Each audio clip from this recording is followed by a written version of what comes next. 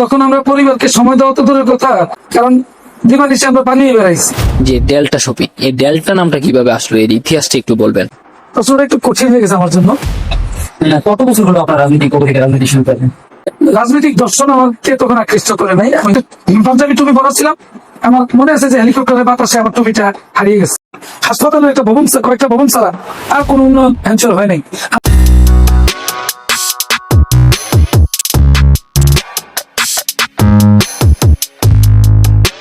প্রিয় দর্শক, আসসালামু আলাইকুম। আজকে আমরা হাজির হয়েছি একটি ভিন্ন ধর্মীয় আয়োজন নিয়ে। অজানা কথা জানতে চাই, আগামীর ভাবনা জানাতে চাই। আজকে আমাদের অতিথি হিসাবে উপস্থিত রয়েছেন উপজেলা বিএনপির সাধারণ সম্পাদক জনাব মাজাহারুল ইসলাম শফিক। আপনাকে আমন্ত্রণ জানাচ্ছি আজকের এই অনুষ্ঠানে। প্রথমে জানতে চাইবো, কেমন আছেন, কেমন কাটছে আপনার ব্যস্ত সময়? আলহামদুলিল্লাহ, আমি অনেক ভালো আছি আল্লাহর মেহেরবানিতে। আর ব্যস্ততা মানে রাজনৈতিক নেতা বা কর্মীর ব্যস্ততা না থাকলে রাজনীতির তৃপ্তি পাওয়া যায় না। রাজনীতির বিষয়টাই হলো ব্যস্ততা দিয়ে।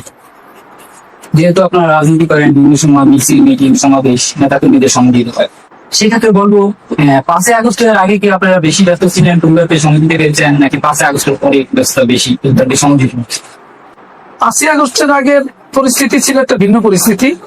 তখন আমরা পরিবারকে সময় দেওয়া তো দূরের কথা, রাজনীতিকেও তেমন সময় দিতে পারি না, কারণ দিবানিশি আমরা পানিয়ে বেড়াইছি। তখন যেটুকু সময় আর কি পরিবারকে দিতে পেরেছি, সেটা হলো কেবলমাত্র 2 বেলা খাওয়ার জন্য আমরা ঘরে গেছি। এইটুকু আমরা সময় পরিবারকে দিতে পেরেছি। এখন যথেষ্ট সময় পরিবারকে দেই, কিন্তু ব্যস্ততা অনেক বেশি। সেটা হলো জনকল্যাণে আমাদের দল বাংলাদেশ জাতীয়তাবাদী দল বিএনপি, বর্তমান মাননীয় প্রধানমন্ত্রী শহীদ রাষ্ট্রপতি জিয়াউর রহমানের সুযোগ্য পুত্র বেগম খালেদা জিয়ার জ্যেষ্ঠ পুত্র জনাব তারেক রহমান আমাদেরকে এতটাই ব্যস্ত করে রেখেছেন যে আমরা আসলে অন্য কোনো কাজ করার সুযোগ পাই না। সার্বক্ষণিকই জনকল্যাণে আমাদেরকে সময় নিবেদন করতে হবে। বর্তমানে আপনি উপজেলা বিএনপির সাধারণ সম্পাদক হিসেবে রয়েছেন, দীর্ঘদিন রাজনীতি করছেন। কত বছর হলো আপনার রাজনীতি, কবে থেকে রাজনীতি শুরু করেন? সে বলতে গেলে তো অনেক কথা। আমি যখন ক্লাস 3-তে পড়ি, তখন ক্লাস ক্যাপ্টেন নির্বাচন নিয়ে শুরু করি, মানে সামাজিকতা, মানে নির্বাচন খেলা শুরু করি ক্লাস 3 থেকে। আলহামদুলিল্লাহ, তখন অবশ্য রাজনীতি করি না, কিন্তু নেতৃত্বের জন্য লড়াই করি। তারপর থেকে আমি 1985-86 সাল থেকে আমি ছাত্রদল শুরু করছি। ছাত্রদল থেকে 1995 সালে আমি যুবদল শুরু করছি। তারপরে আলহামদুলিল্লাহ আস্তে আস্তে ইউনিয়ন বিএনপিতে 9 বছর আমি সভাপতির দায়িত্ব পালন করছি। উপজেলা বিএনপি যুগ্ম আহ্বায়কের দায়িত্ব পালন করছি প্রায় 6 মাস। আর উপজেলা বিএনপি সাধারণ সম্পাদক হিসেবে 10 বছর সময় অতিক্রম করছি। আপনারা যেহেতু রাজনীতি করেন, রাজনীতি তো আপনি ছাত্রদল মাধ্যমে শুরু করলেন, পরবর্তীতে যুব দল এখন বিএনপিতে রয়েছে। এই যে এত বছরের রাজনীতি, আপনি কি অনুপ্রেরণা থেকে বিএনপিতে আসলেন, ছাত্রদল করলেন, একটু বলবেন? কার অনুপ্রেরণা, কাকে দেখে? আসলে রাজনৈতিক দর্শন আমাকে তখন আকৃষ্ট করে নাই। আমি দর্শন সম্পর্কে বুঝতাম না। শহীদ রাষ্ট্রপতি জিয়াউর রহমান একবার আইনচলে আসছিলেন, সালটা আমার মনে নাই। সর্ববিতে 80 সালে মনে হয় উনি আইনচলে আসছিলেন। আমি তখন খুবই ছোট, কিন্তু অন্যান্য ছেলেমেয়েদের সাথে আমিও সেখানে গেছি। আমার ঠিক মনে নাই, 79-80-তে আমি মনে হয় 6-এ পড়ি। আমি 85-তে এসএসসি পাস, যেহেতু 6-এ পড়ি। আমি একটা পাঞ্জাবি টুপি পরাছিলাম, আমার মনে আছে যে হেলিকপ্টারের বাতাসে আমার টুপিটা হারিয়ে গেছে। সেখান থেকে আমি রাজনৈতিক মাঠে একেবারে সক্রিয়। যারা রাজনীতি শুরু করে তখন অবস্থা পরিবার থেকে বাধা থাকে, সেই ক্ষেত্রে আপনি যখন রাজনীতি শুরু করেছিলেন, পরিবার থেকে কেমন বাধা পেয়েছিলেন, তখন প্রতিকূলতা কেমন ছিল, আর বর্তমানে কেমন আপনি বাধা পাচ্ছেন রাজনীতি করতে?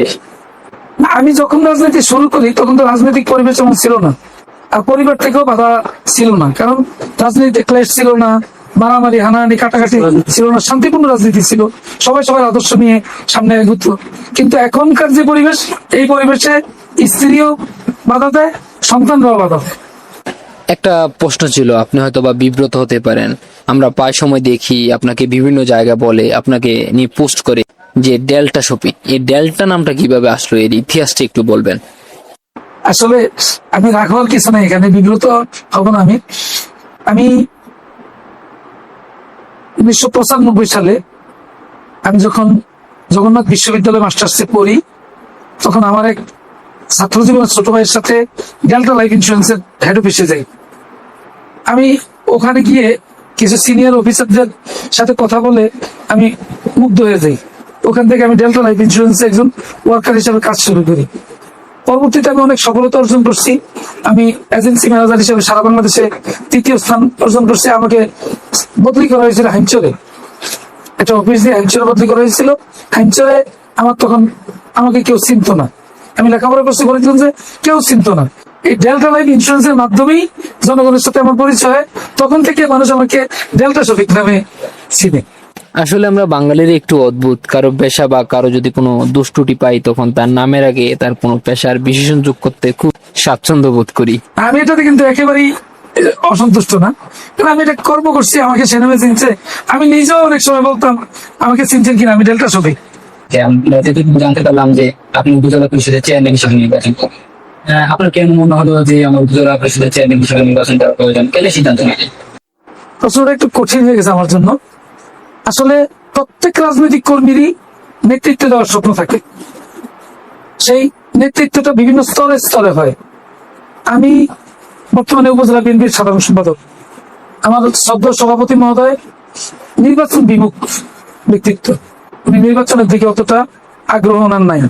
ফলে উপজেলা নির্বাচন যদি হয় আমি সম্ভাব্য একজন প্রার্থী। হাইমচরের সাধারণ জনগণের প্রত্যাশা, আমার দলের নেতাকর্মীদের প্রত্যাশা, আমার দলের হাইকমান্ডের মনোনয়ন সব মিলিয়ে যদি আমার অনুকূলে আসে তাইলে কেবল আমি নির্বাচন করবো। আর যদি না হয় তাহলে আমি এতটা উদ্গ্রীব না যে আমাকে করতেই হবে।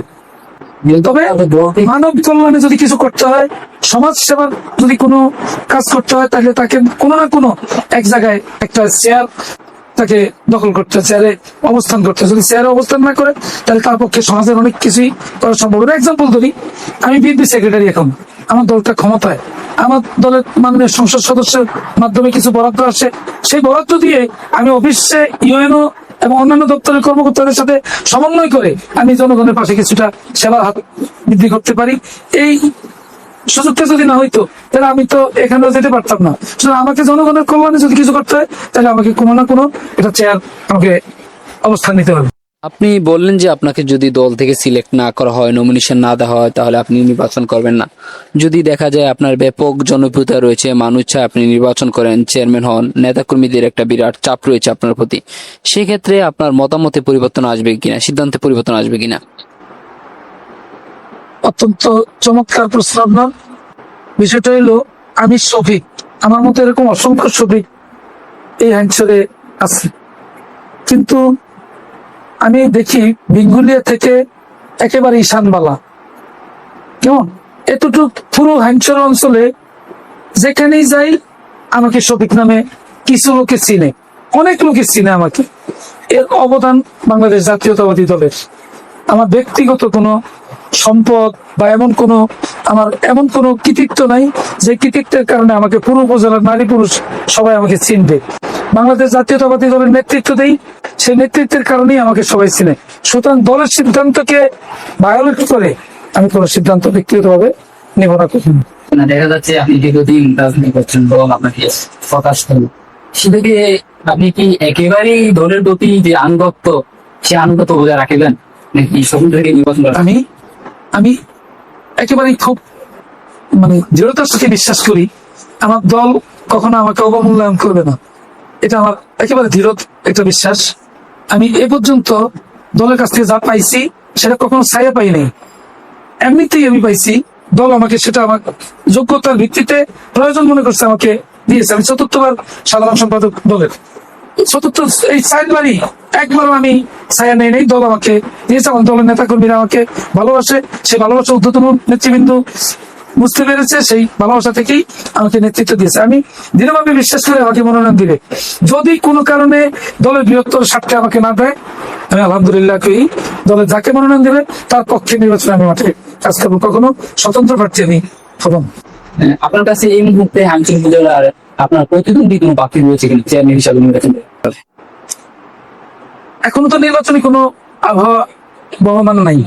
সুতরাং এখন আমি দেখি না কাউকে প্রার্থী, বা আমিও তো প্রার্থী হয়ে কারোর কাছে পরিচিতি প্রতারণা চলছে। চালাই নাই। তো এই জন্য আমারও প্রতিপক্ষ কেউ আছে এমন আমি দেখি না এখনো। অবশ্যই হয়তো থাকতে পারে। আপনারা 5ই আগস্টের আগেও হ্যান্ডসুট উপজেলার বিভিন্ন জায়গায় গিয়েছেন, 5ই আগস্টের পরও গিয়েছেন।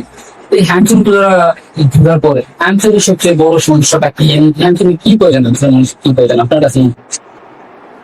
আমাদের যোগাযোগ ব্যবস্থা এখনো অপ্রতুল, রাস্তাঘাটগুলি এখনো চলাচলের জন্য পরিপূর্ণতা পায়নি, অর্থাৎ ভঙ্গুর অবস্থায় আছে। আপনি 17 বছর একটা দল ক্ষমতায় ছিল, আপনি অঞ্চলের দৃশ্যমান উন্নয়ন যদি বলেন এমন কিছুই দেখানোর মতো নাই।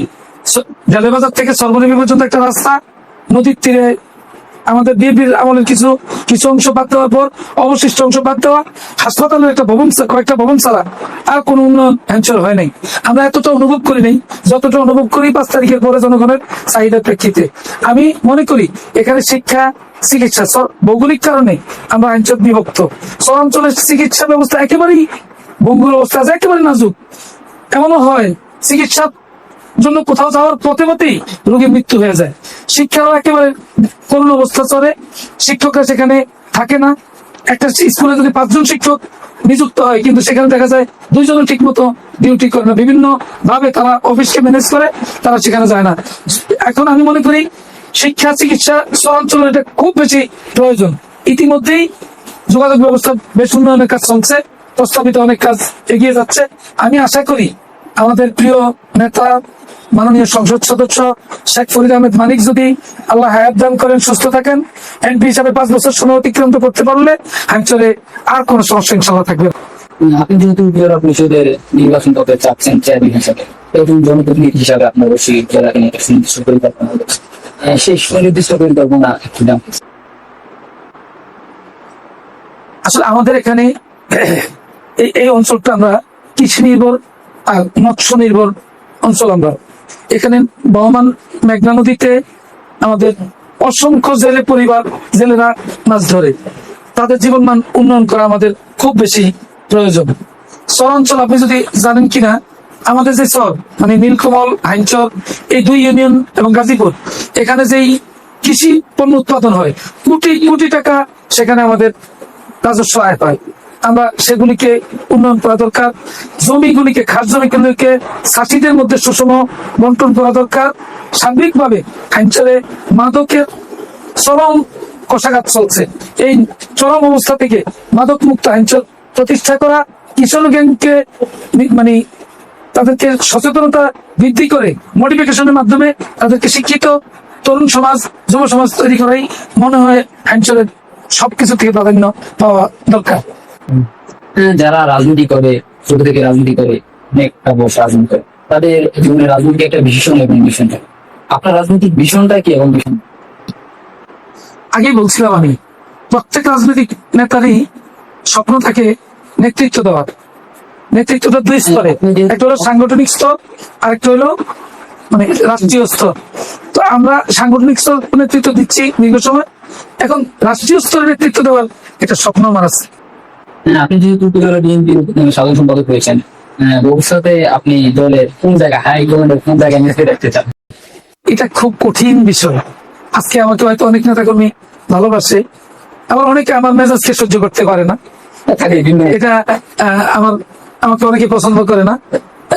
আমি আমাদের কমিটিতে আমাদের অত্যন্ত ত্যাগী, অত্যন্ত পরীক্ষিত একজন নেতা আমিনুল্লাহ ব্যাপারী, উনি আমাদের সভাপতি। ওনাকে অধিষ্ঠিত রেখে আমাকে যেখানেই রাখো আমি সেখানেই থাকতে রাজি আছি। এই যে আপনি বললেন যে দল আপনাকে যদি নির্দেশন না দেয় তাহলে আপনি দলের বিরুদ্ধে যাবেন না, তো আপনি স্বতন্ত্র নির্বাচন করবেন না, আবার আপনার দলের যে সিনিয়র নেতা রয়েছে তার প্রতি আপনার একটা আনুগত্য রয়েছে। এই দলের প্রতি এত ভালোবাসা, আনুগত্য, আপনি এত বছর এই রাজনীতি করে এই দলের পিছনে থেকে আপনি কি পেয়েছিলেন, কি হারিয়েছে? জীবন থেকে অনেক যৌবন, স্ত্রী, সন্তান, পরিবারকে পর্যাপ্ত সময় দিতে পারি না। পেয়েছি অনেক অনেক।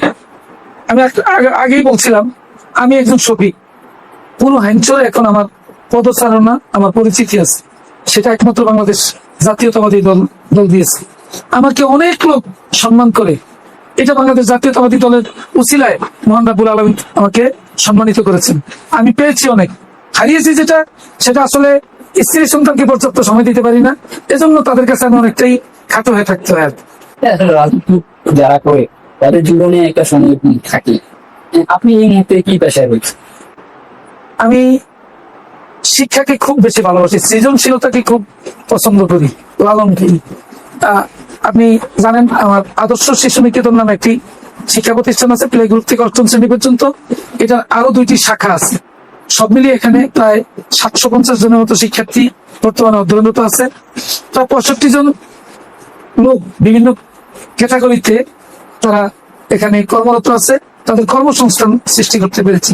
আমি শিক্ষকতা পেশাটাকেই খুব সগৌরবে আমি পরিচয় দিতে স্বাচ্ছন্দ্য বোধ করি। পাশাপাশি আমি একজন ঠিকাদার, আমি দীর্ঘ সময় থেকে ঠিকাদারি করি। যদিও পেশিস্ট আমলে আমরা ঠিকাদারি কাজ পাই না, কাজ করতে পারি না, এখন অপেক্ষা করতেছি কাজ পাবো, আশা করি ইনশাল্লাহ কাজ পাবো। ঠিকাদারি পেশাটা আমার অব্যাহত আছে। বর্তমানে আপনি একজন শিক্ষক হিসাবে পরিচয় দিচ্ছেন। ছোটবেলায় কিন্তু আমরা ভাবতাম যে আমি বড় হয়ে ডাক্তার হবো, ইঞ্জিনিয়ার হবো, প্রাইভেট। ছোটবেলায় যে আপনারা ছিল, এখন যদি ওই পেশায় থাকেন তাহলে আপনি এখন কি? আসলে আমার এরকম ভাবনা আমার ছিল না, কেন জানি নেতাগিরির প্রতি আমার একটা মোহ ছিল, লিডার। তো আল্লাহ আমাকে সেই পথেই নামিত করছেন। তাহলে বলা চলে যে আপনার যে ভাবনা, সেই ভাবনাটা সাকসেসফুল। জি ইনশাল্লাহ। আপনি আরেকটু পিছনে যেতে চাই, আপনি যদি নির্বাচন করেন এবং চেয়ারম্যান হিসাবে যদি নির্বাচিত হন, বিজয়ী হন, মানুষ আপনাকে বিজয়ী করে, সেক্ষেত্রে হ্যান্ডসের মধ্যে একটা সমস্যা নিয়ে কাজ করবেন সর্বপ্রথম। সেই সমস্যাটা আপনি কোন সমস্যা নিয়ে কাজ করবেন? বিশুদ্ধ পানির প্রচন্ড অভাব হ্যাঁচরে, এই একটা সমস্যা, আর মাদকের বিরুদ্ধে আমার অবস্থান, এই দুইটা নিয়ে আমি প্রথমত কাজ করছি। সমসাময়িক একটি বিষয়ে যেতে চাই। আপনার এই হ্যান্ডসের উপজেলায় একটা অর্থনৈতিক অঞ্চল করার কথা ছিল, এবং কিছুদিন আগেও এটা নিয়ে একটা নিশ্চিত প্রতিক্রিয়া বিপক্ষ 2টা দল হয়েছে, পক্ষ দিতে। আবার 2 দিন আগেও দেখলাম যে একটা চিঠি এসেছে যে চাঁদপুর সদরের ইব্রাহিমপুর ইউনিয়নের মধ্যে হ্যান্ডসের যে জায়গাটা রয়েছে সেটা আসলে সিলেক্টেড করা হবে কিনা, উপযুক্ত করা হবে কিনা, তাদের প্রতিনিধি দল আসবে। সেক্ষেত্রে আপনার ব্যক্তিগতভাবে মনে হচ্ছে যে হ্যান্ডসের এই অর্থনৈতিক অঞ্চলের জন্য সিলেক্ট করা হবে? আপনার অসংখ্য ধন্যবাদ। একটি অত্যন্ত সময় উপযোগী একটা প্রশ্ন আপনি আমার সামনে উপস্থাপন করছেন। আসলে যে ভাইরা ফেসবুকে ঝড় তুলছে, তারা তথ্য না জেনেই, মানে ভাসমান আওয়াজ থেকে তারা তথ্য তুলছে। এই যারা ফেসবুক অ্যাক্টিভিস্ট আছে, তারা খুব বেশি, যেমন হ্যান্ডসের থেকে এটা নিয়ে যাচ্ছে, হ্যান্ডসের থেকে এটা নিয়ে যাচ্ছে। আমাদের মাননীয় সংসদ সদস্য স্যানেলাইকে একটা সাক্ষাৎকার দিয়েছে। ওই সাক্ষাৎকারে তিনি বলছেন চাঁদপুরে আমরা একটা ইপিজেড করতে চাই, যেটা হ্যান্ডসের একটা স্থান নির্ধারণ করা হয়েছে, কিন্তু সেটা ততটা উপযুক্ত না বলে উনি বলছেন। সেটা বিভিন্ন কারণ, আপনিও যৌক্তিক কারণ দেখলে আপনি সেটা বুঝবেন। কিন্তু আমাদের যে বিশাল পরিমাণ খাস জমি আছে, এই খাস জমিকে যদি কাজে লাগাইতে পারি আমরা, তাহলে হ্যান্ডসেলের জনগোষ্ঠীর জন্য কর্মসংস্থানে বিশাল একটা জায়গা তৈরি হবে। আমরা মাননীয় সংসদ সদস্যের সাথে একবার না একাধিকবার আমরা বলছি যে হ্যান্ডসেলের অর্থনৈতিক অঞ্চলটা যদি বৃহৎ আকারে করা সম্ভব না হয়, ছোট আকারে করা সম্ভব হইলো, আমরা সেটার পক্ষে কাজ করি, আপনি সেটার পক্ষে কাজ করেন। আমাদের মাননীয় প্রধানমন্ত্রী 16ই মে চাঁদপুরে আসছিলেন। সেই জনসভায় আমাদের মাননীয় সংসদ সদস্যের বক্তব্য ছিল চাঁদপুর একটি ইপিজেড এবং হ্যান্ডসেল একটি অর্থনৈতিক অঞ্চল প্রতিষ্ঠা করার জন্য দাবি ছিল। আমি প্রত্যক্ষদর্শী এবং একেবারে সম্পৃক্ত। আমি পরের দিনই মাননীয় প্রধানমন্ত্রী জেলা প্রশাসককে টেলিফোন করে অর্থনৈতিক অঞ্চলে যাচাই বাছাই করার জন্য, সমীক্ষা করার জন্য উনি নির্দেশনা দিয়েছেন, এবং সে সাপেক্ষেই আগামী 24 তারিখ একটি উচ্চ পর্যায়ের টিম আসতেছে। সেখানে অর্থনৈতিক অঞ্চল সকল কাজে চলমান আছে। আমরা যতটুকু এখন জানি, যতটুকু আমাদের জানা, 8100 একর জমি এখানে ইয়ে দেওয়া হয়েছে, অ্যাকোয়ার করা হয়েছে, মানে না সরকারের এই বেজাকে দেওয়া হয়েছে এটা, কিন্তু এটা এখনো মালিকদের পাওনা পরিশোধ করা হয়নি। কেবলমাত্র এটা সীমানা নির্ধারণ করা হয়েছে। সেই সীমানার 1000 একর জমির মধ্যে আপাতত একটি বিদ্যুৎ উৎপাদন কেন্দ্র স্টার্ট হবে 1000 একর জমির মধ্যে। সেটা হলো সোলার প্যানেল সিস্টেম, সৌর বিদ্যুৎ। এখান থেকে বিদ্যুৎ উৎপাদন হবে, সেটা বাংলাদেশের জাতীয় গ্রেডে সঞ্চালন করা হবে। এটার নিচে কৃষি পণ্য উৎপাদন করা হবে, কৃষকদেরকে পুনর্বাসন করা হবে। এই অর্থনৈতিক অঞ্চলের কাজ চলমান আছে। আমি হ্যান্ডসেলের সন্তান। হ্যান্ডসেলের উন্নয়ন হইলে ব্যক্তিগতভাবে আমার উন্নয়ন হবে, সুতরাং আমি হ্যান্ডসেলের পক্ষেই আমার অবস্থান। প্রিয় দর্শক, দীর্ঘক্ষণ যাবৎ আমরা অজানা কথা জানতে চেয়েছি এবং আজকের অতিথির আগামী দিনের ভাবনা জানাতে চেয়েছি। আবার অসংখ্য ধন্যবাদ জানাচ্ছি আজকের অতিথিকে, তিনি শত ব্যস্ততার মাঝে আমাদেরকে সময় দেওয়ার জন্য।